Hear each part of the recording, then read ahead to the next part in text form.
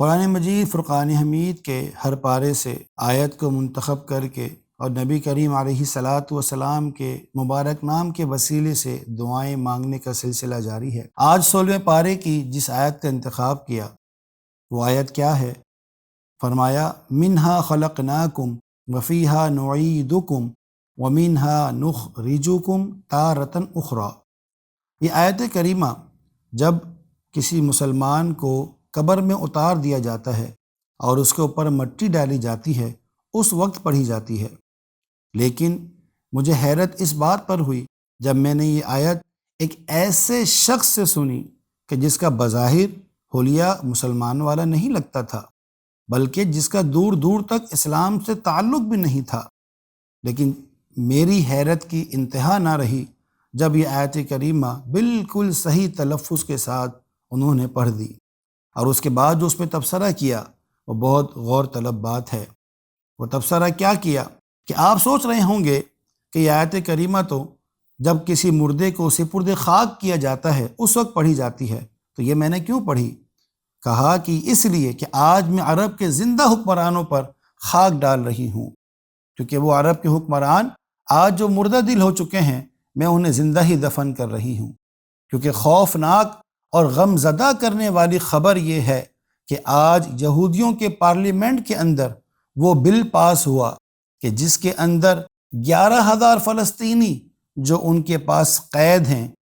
90 دن کے اندر ان کو پھانسی پر لٹکا کر شہید کر دینے کا انہوں نے بل پاس کیا۔ ان 11,000 فلسطینیوں میں زیادہ تر عورتیں اور معصوم بچے شامل ہیں،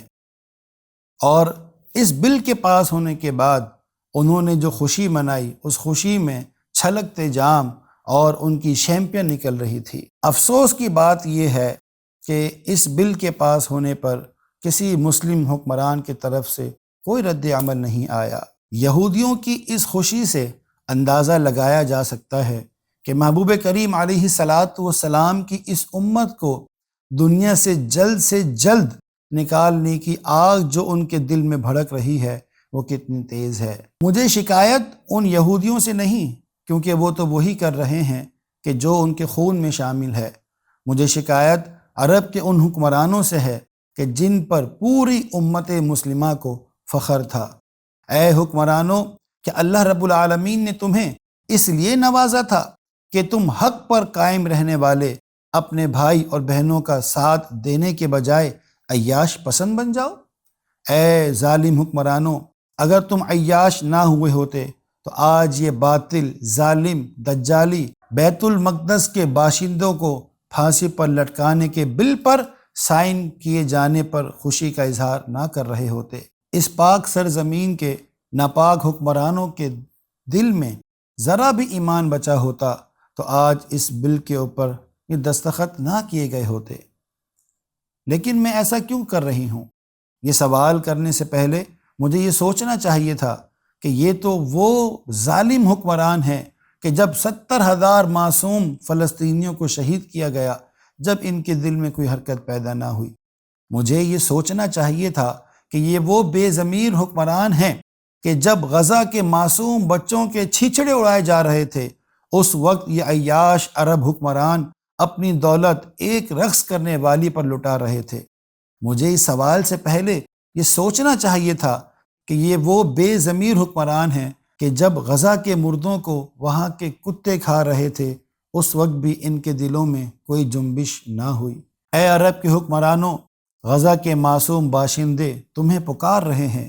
تم کس بل میں چھپ گئے ہو؟ یاد رکھو تمہاری یہ خاموشی امت مسلمہ کے وجود پر ایک بڑا سوال ہے۔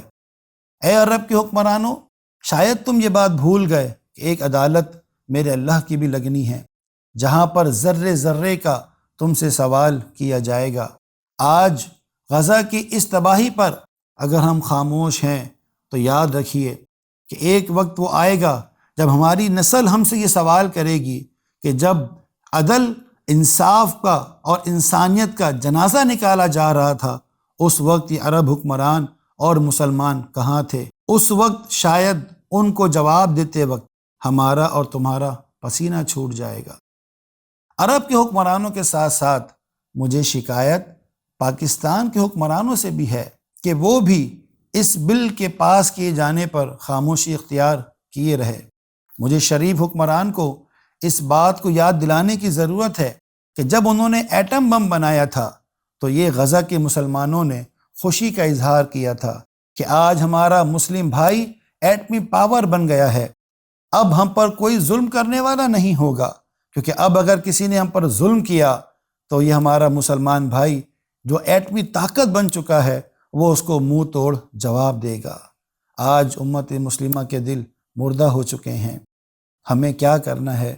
سیدنا نور صلی اللہ علیہ وسلم اس مبارک نام کو 63 مرتبہ پڑھ کے، بلکہ میں کہوں گا کہ لازمی 313 مرتبہ پڑھ کے ہم نے یہ دعا کرنی ہے کہ اے اللہ تو ہمارے بے نور دلوں میں نور پیدا کر دے، تمہارے مردہ دلوں کو زندہ کر دے کہ ہم اپنے مسلمان بھائیوں بہنوں کی درد چیخ و پکار سن کر حرکت میں آ جائیں۔ سیدنا نور صلی اللہ علیہ وسلم۔